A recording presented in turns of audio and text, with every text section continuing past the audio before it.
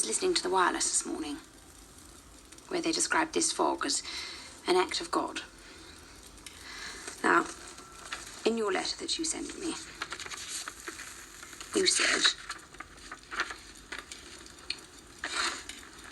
loyalty to the ideal you have inherited is your duty above everything else, because the calling comes from the highest source, from God himself.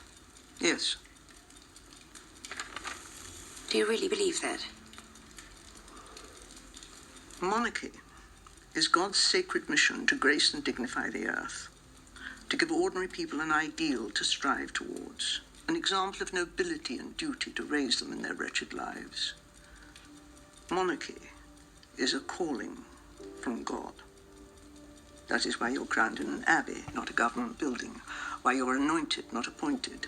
It's an archbishop that puts the crown on your head, not a minister or public servant, which means that you're answerable to God in your duty, not the public. I'm not sure that my husband would agree with that. He would argue that in any equitable modern society, that church and state should be separated. That if God has servants, they're priests, not kings. That he would also say that he watched his own family destroyed because they were seen by the people to embody indefensible and unreasonable ideas. Yes, but he represents a royal family of carpetbaggers and parvenus that goes back, what, 90 years? What would he know of Alfred the Great, the rod of equity and mercy, Edward the Confessor, William the Conqueror, Henry VIII?